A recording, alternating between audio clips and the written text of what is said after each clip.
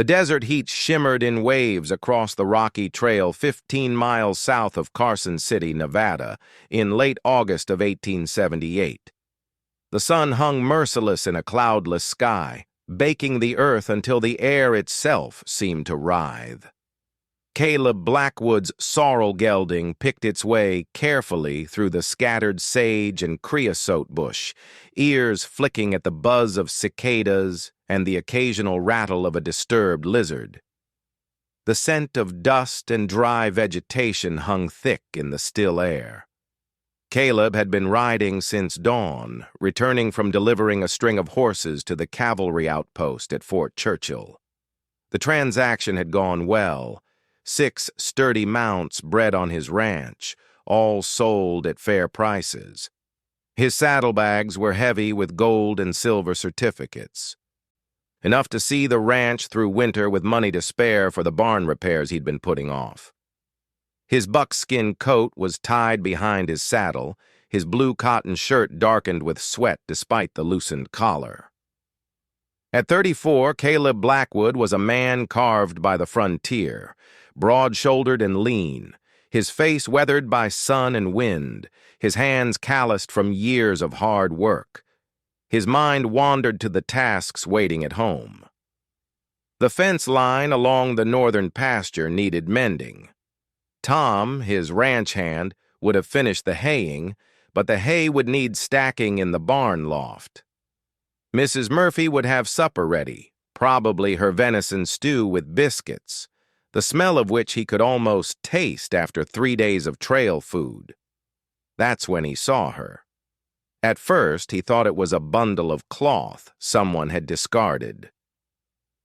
But as his gelding drew closer, Caleb's stomach dropped.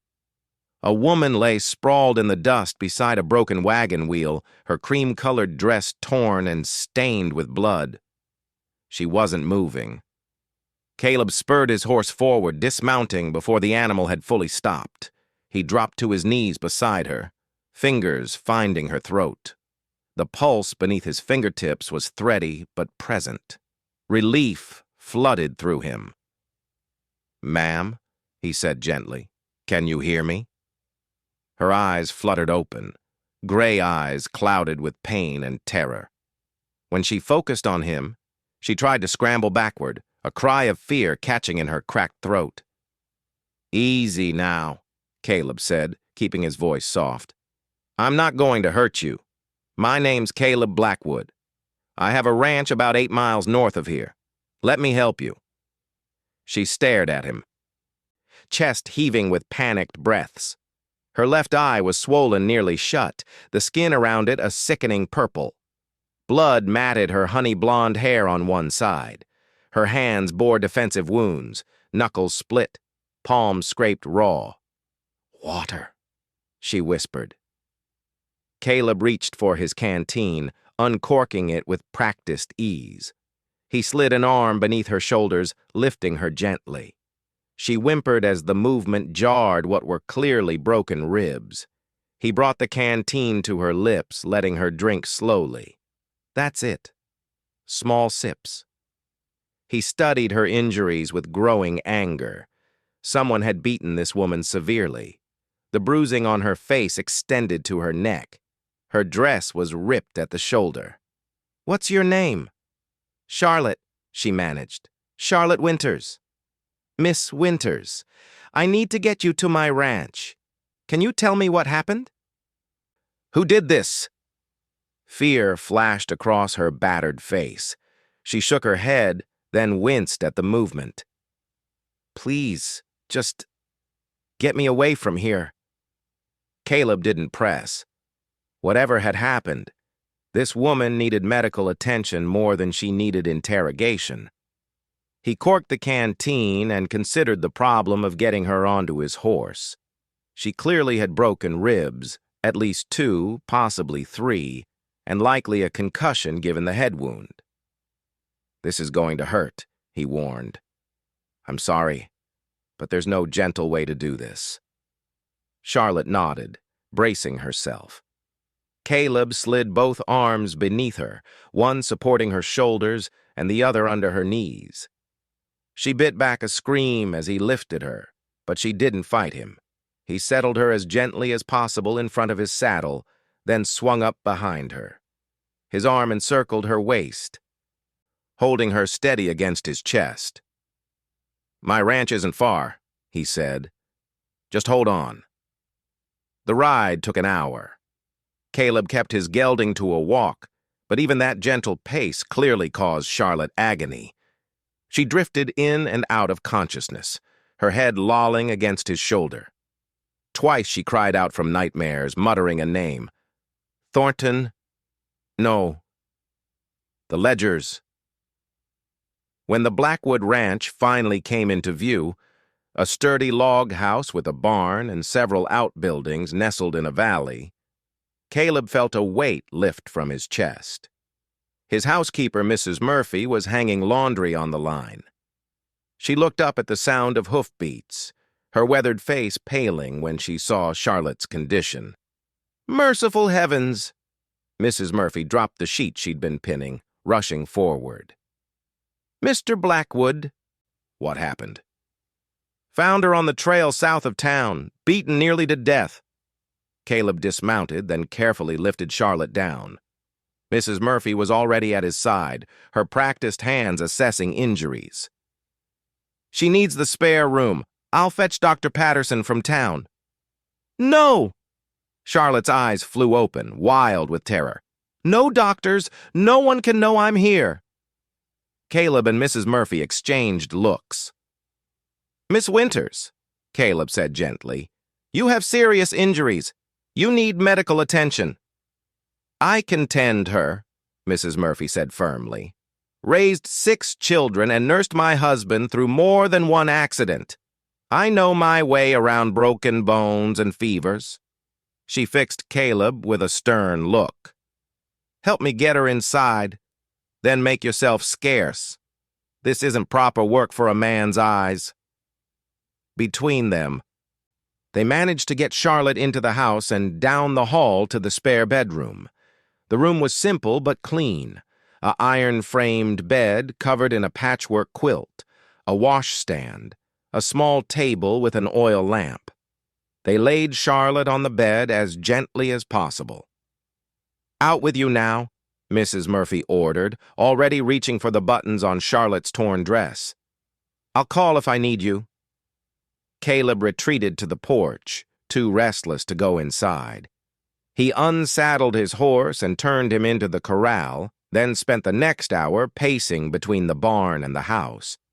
Through the window, he could see Mrs. Murphy moving about the spare room, hear the occasional sound of Charlotte crying out. When Mrs. Murphy finally emerged, her sleeves rolled up and her apron stained with blood, her expression was grim. 3 cracked ribs by my reckoning, possible concussion, bruising all over her torso and arms, defensive wounds on her hands. She fixed him with a penetrating stare. "Someone tried to kill that girl, Mr. Blackwood." "I know." Caleb's jaw tightened. "She mentioned a name in her delirium. Thornton, and something about ledgers." Mrs. Murphy's eyes widened slightly. "Thornton? As in Victor Thornton? The mining boss from Virginia City?" "You know him?" "Know of him. Owns the Silver Crown mine. Widower wealthy as sin and with a reputation for being ruthless in business." She lowered her voice. "There have been rumors about him for years. Workers who questioned conditions disappearing. Accidents that seemed too convenient. My nephew worked at the Crown for a month before he quit. Said something wasn't right about the numbers." Caleb absorbed this information, his mind working. If Charlotte discovered something about Thornton's business, then he'd have every reason to want her silenced. Mrs. Murphy glanced back toward the spare room. "That poor child. She'll need watching through the night. Fever will likely set in." "I'll sit with her," Caleb said. Mrs. Murphy looked like she might object, then nodded. "I'll bring you coffee and cold cloths. Call if she worsens." The night was long. Charlotte thrashed in fever dreams, calling out fragments of horror. The books don't match. Told him I saw. Couldn't let me leave. Desert will finish it. Caleb sat in a chair beside the bed, cooling her forehead with damp cloths, murmuring reassurances when she grew agitated. Toward dawn, her eyes opened, clearer than before. She looked around the unfamiliar room, then at Caleb. For a moment, confusion clouded her features. Then memory returned. "You're the man who found me," she whispered. "Caleb Blackwood. This is my ranch. You're safe here." Tears welled in her gray eyes. "Thank you. I thought I was going to die out there." "What happened, Charlotte?" He kept his voice gentle. "Who did this to you?" She turned her face away. "I can't tell you. If I do, you'll be in danger too. I'm already involved. The moment I brought you here, I chose a side." Caleb leaned forward. "You said a name in your sleep. Thornton. Victor Thornton." Charlotte's breath caught. She closed her eyes, fresh tears sliding down her temples. When she spoke again, her voice was barely audible. "I was his bookkeeper. For 2 years I kept the ledgers for the Silver Crown mine. I thought it was a good position. Respectable. The pay was fair.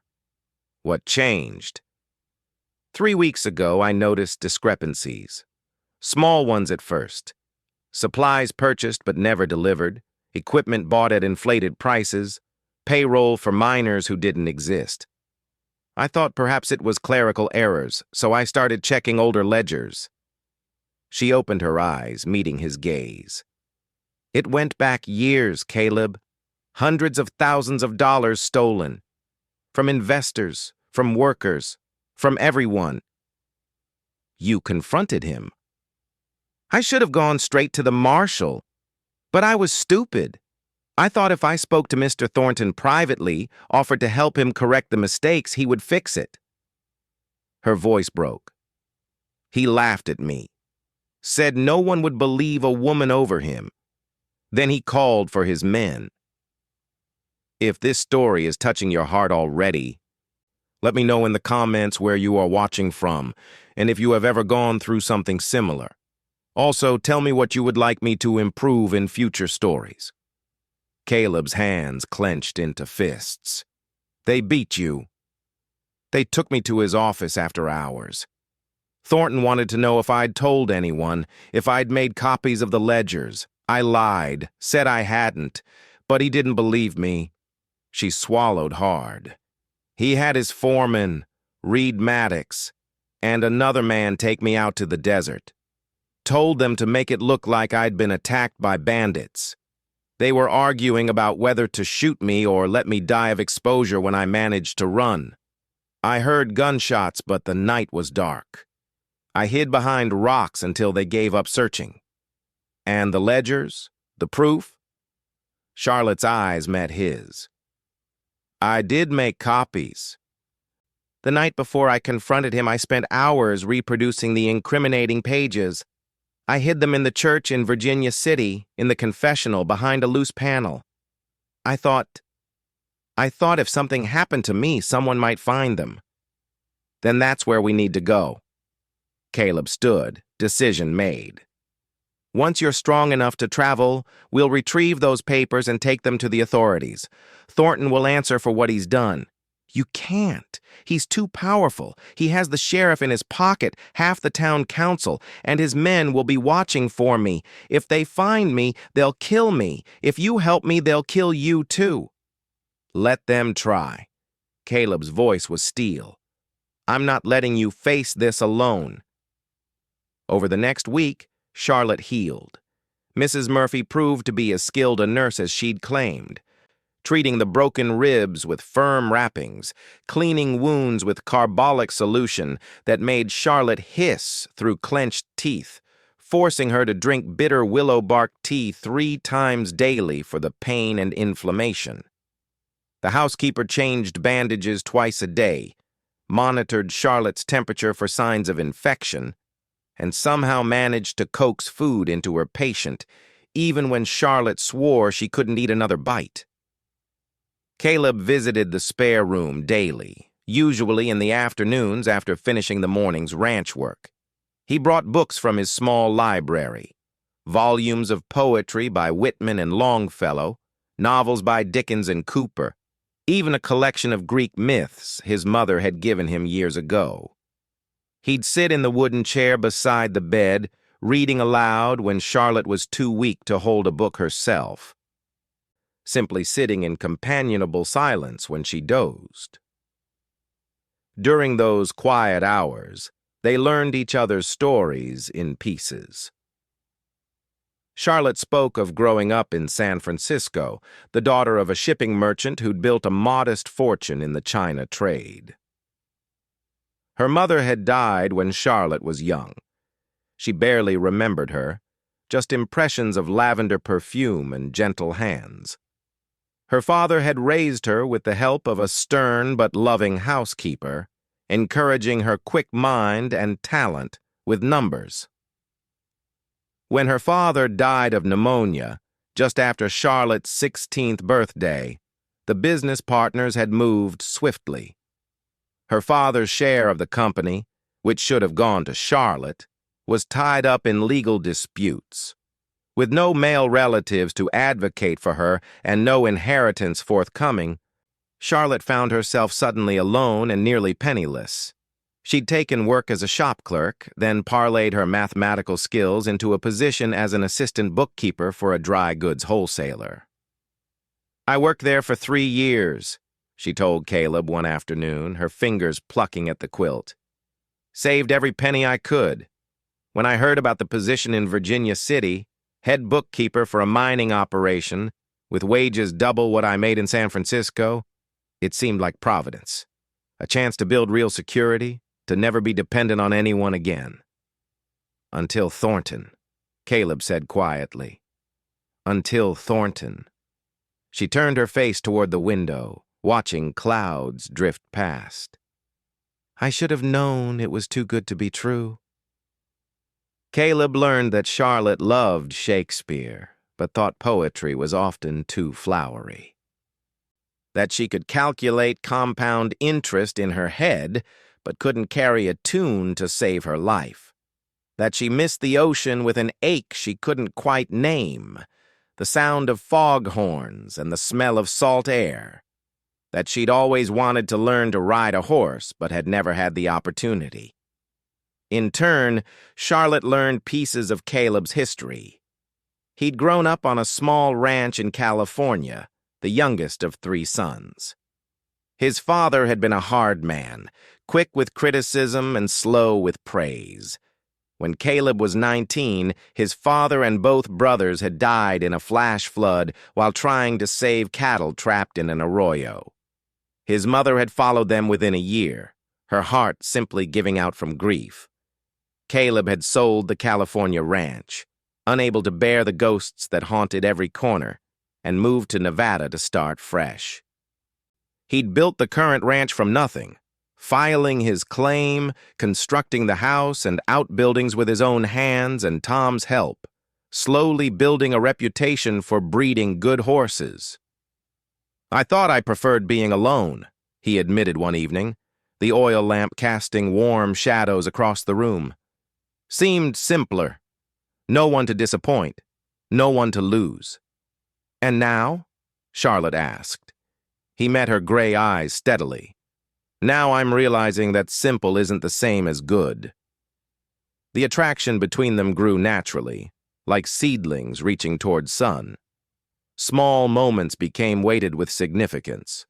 Caleb's hand steadying Charlotte's elbow when she first tried to walk. The pressure of his fingers strong and warm, their fingers brushing when he handed her a book, the contact lingering a heartbeat longer than necessary. Comfortable silences that needed no filling, just the sound of breathing and the occasional crackle of the fire in the stove. Charlotte's laughter when Mrs. Murphy told stories of Caleb's childhood misadventures, The time he'd tried to ride a bull calf and ended up in the horse trough, or when he'd attempted to help with spring cleaning and somehow tangled himself in freshly washed sheets, was like music Caleb hadn't realized he'd been missing.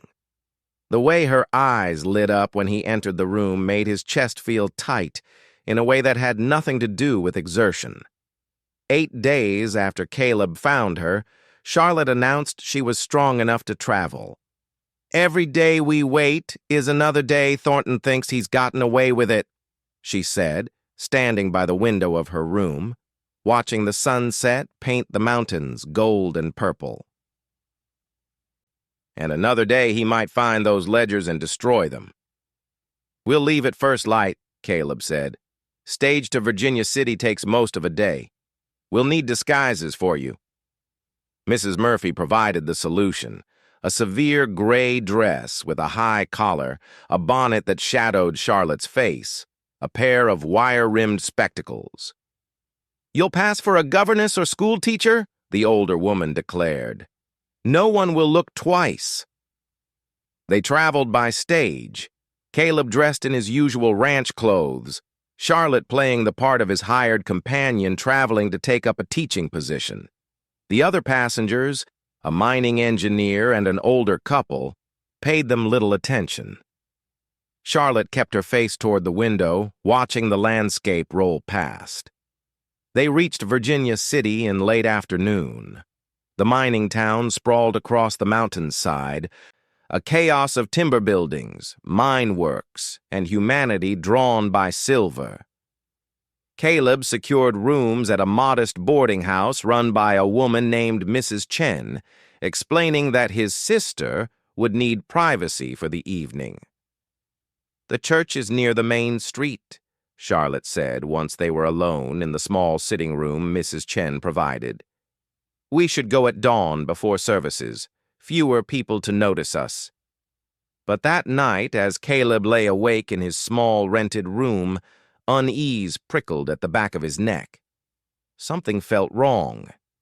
He rose before dawn, dressing quietly, and went to wake Charlotte. She was already dressed, her face pale but determined. "I couldn't sleep either." They slipped out of the boarding house as the first gray light touched the sky.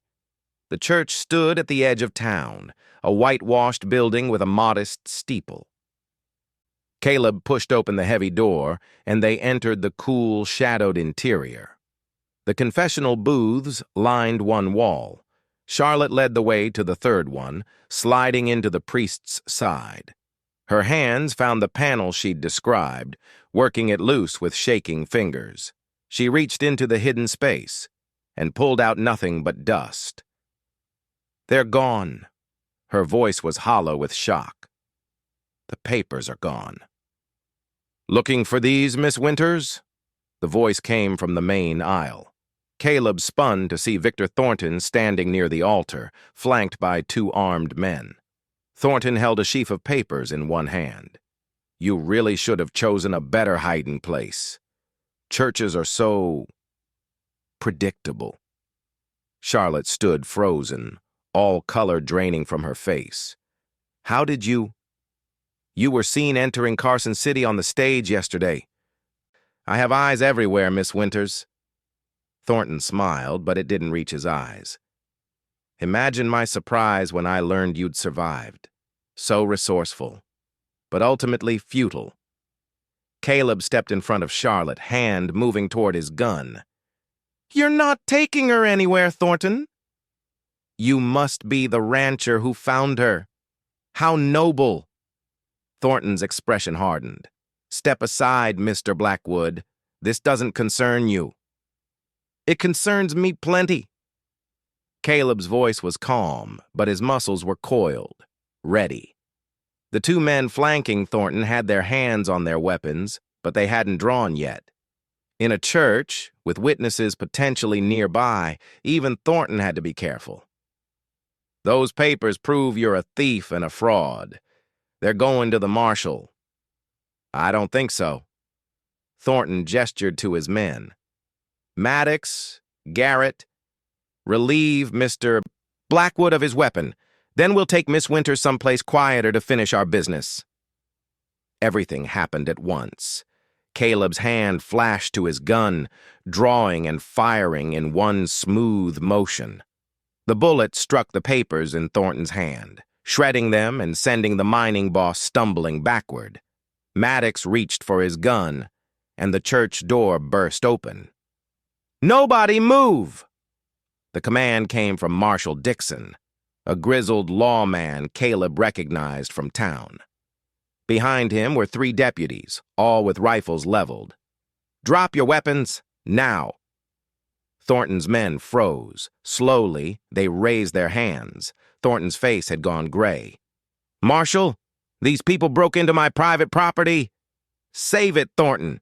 Dixon strode forward, his rifle never wavering. "Got a telegram from Judge Morrison 3 days ago. Seems someone sent him copies of some very interesting financial records. Records showing embezzlement, fraud, and theft on a massive scale." He glanced at Charlotte. "I'm guessing you're the bookkeeper who had the sense to make multiple copies." Charlotte found her voice. "I sent them to the territorial court a week before I confronted Mr. Thornton. I wanted insurance in case something happened to me." "Smart woman." Dixon nodded to his deputies. "Arrest Thornton and his men. Charges include attempted murder, fraud, embezzlement, and threatening witnesses." He looked at Caleb and Charlotte. "You two will need to come to my office. Give statements." The next hours passed in a blur. At the marshal's office, Charlotte recounted everything, discovering the fraud, confronting Thornton, the beating, her escape. Caleb confirmed finding her and bringing her to his ranch. Other victims came forward as news spread: miners whose wages had been shorted, investors who'd been cheated, suppliers who'd been defrauded. By evening, the story had reached the local newspaper. The Virginia City Chronicle ran a special edition with the headline, "Mining Boss Exposed, Years of Fraud Uncovered." The article detailed Thornton's crimes and praised Charlotte's courage in bringing him to justice. 2 days later, Judge Morrison arrived from the territorial capital. In a packed courtroom, he formally dropped all charges against Charlotte and issued warrants for Thornton's arrest on multiple counts. The Silver Crown Mining Company's board of directors, horrified by the scandal, offered Charlotte a settlement of $4,000 and a formal apology. Outside the courthouse, in the afternoon sun, Charlotte turned to Caleb. Her bruises had faded to yellow and green, her gray eyes clear and bright. "What happens now?" Caleb took her hand, no longer caring who might see. "That's up to you. You're cleared. You have money to start fresh anywhere you want. You could go back to San Francisco, set up your own bookkeeping business, live comfortably." "Is that what you want me to do?" Charlotte asked quietly. "No." The word came out rougher than he'd intended. These past weeks, getting to know you, watching you heal, seeing your courage and strength, Charlotte, I've fallen in love with you. I want you to come back to the ranch with me, not as a guest or someone I rescued, but as my partner, my wife, if you'll have me." Charlotte's eyes filled with tears, but she was smiling. "I fell in love with you too. When you held me on your horse that first day, when you sat with me through fever, when you believed me without question, I've never felt safer with anyone." She squeezed his hand. "Yes, Caleb Blackwood, I'll marry you." He kissed her there on the courthouse steps, gentle and sweet, a promise of everything to come. They returned to the ranch together, riding side by side, hands clasped between their horses.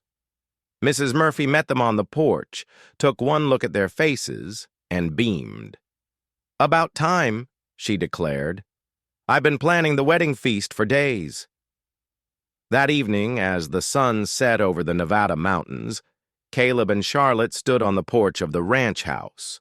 The sky blazed orange and red, stars beginning to emerge in the deepening blue.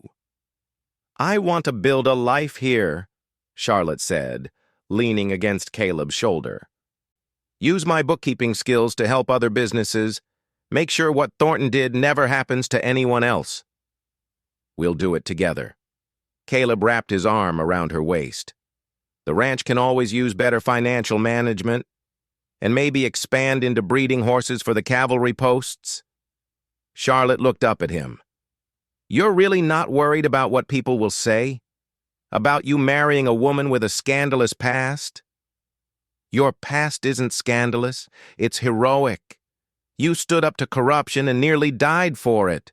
Anyone who has a problem with that can take it up with me." He kissed her forehead. "Besides, I'm too busy thinking about our future to care about anyone's opinions." They were married 6 weeks later in a simple ceremony at the ranch, with Mrs. Murphy, Tom the ranch hand, Marshall Dixon, and Judge Morrison in attendance.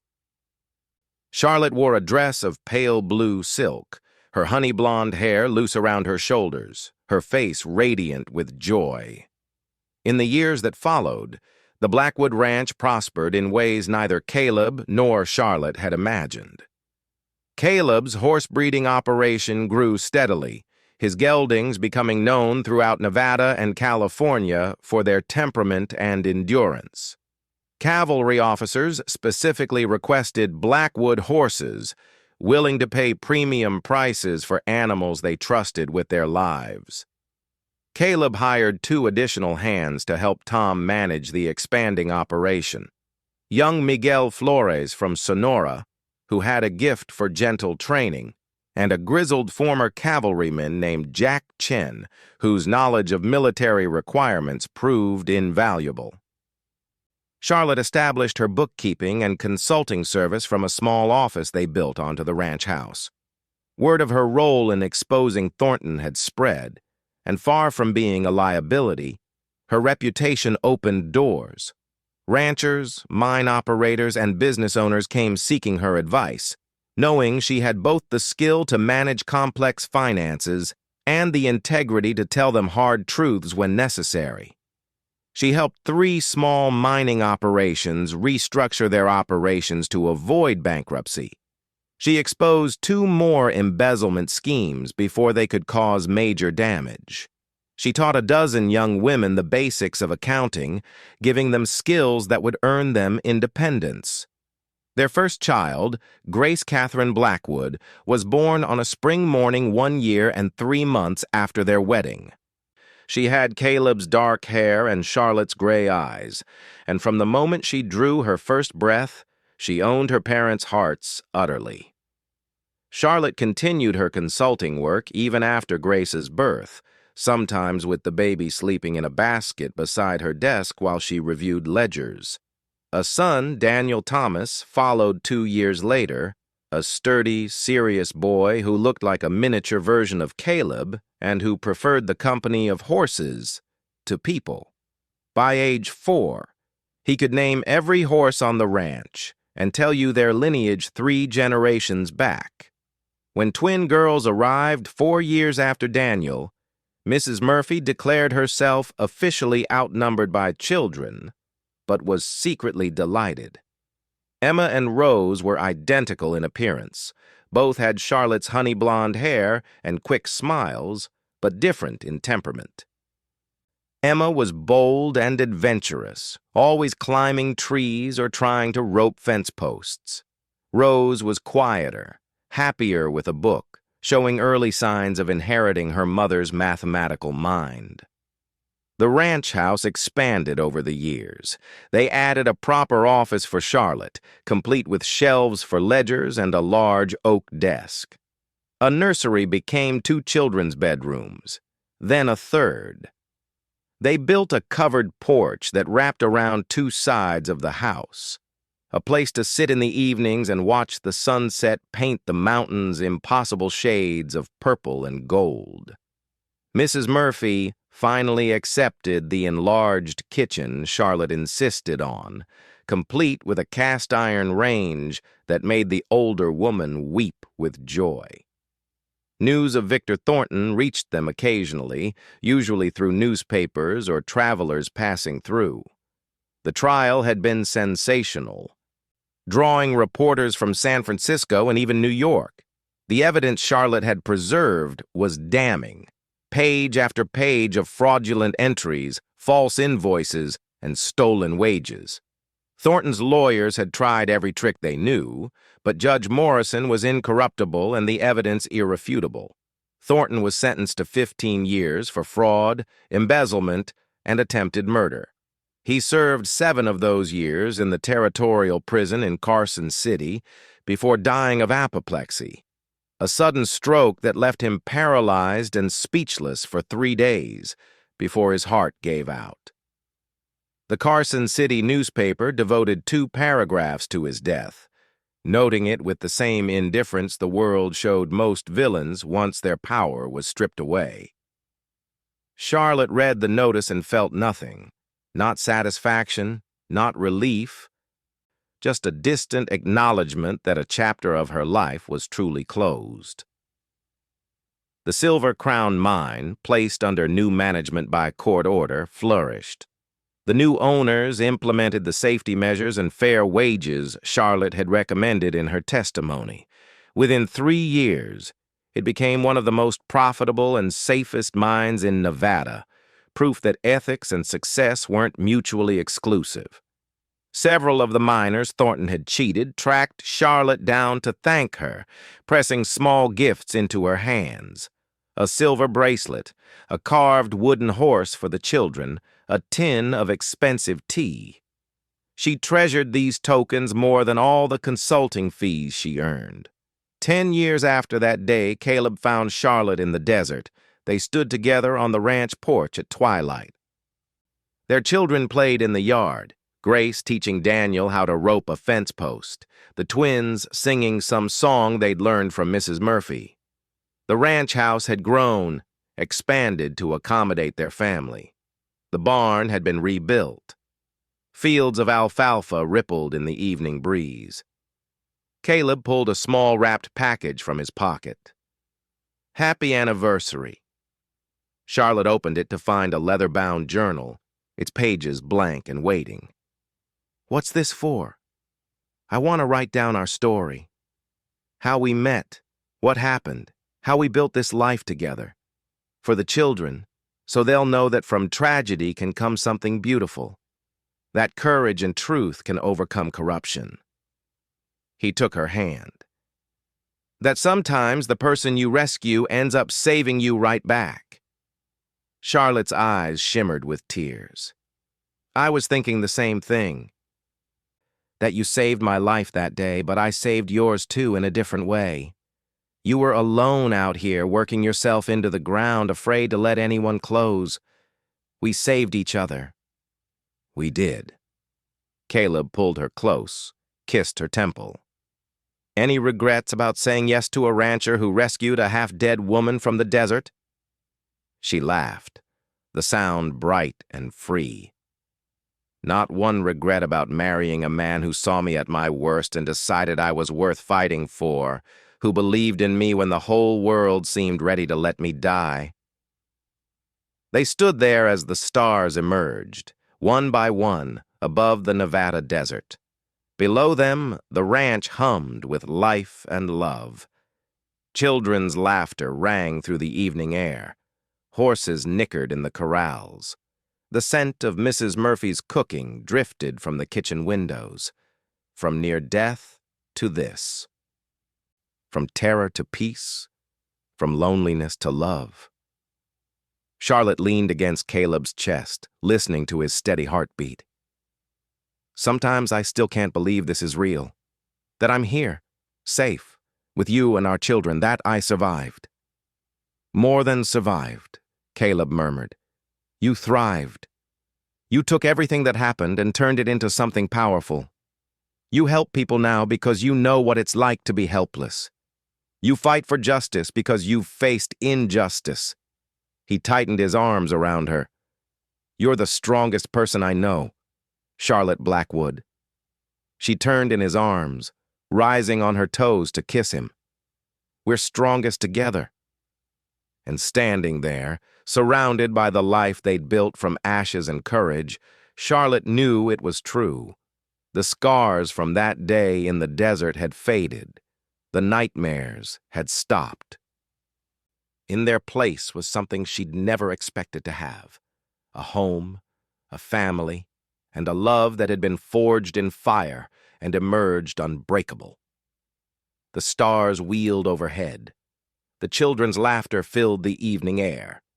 Caleb's hand was warm in hers. This, Charlotte thought, was what freedom really meant. Not just survival, but thriving. Not just escaping death, but embracing life in all its beautiful, messy glory. "Come on," she said, tugging Caleb toward the house. "Mrs. Murphy's made pie, and if we don't get there soon, Tom and the children will eat it all." They walked inside together, hand in hand, to the warm light and the sound of their children's voices, to the life they'd fought for and won. Behind them, the desert stretched endlessly under the emerging stars. Silent witness to the place where their story began, where a beaten woman met a man with a kind heart, and together they found everything they'd never known they needed. If this story moved you, please hit the like button and subscribe for more emotional Wild West stories that will touch your soul.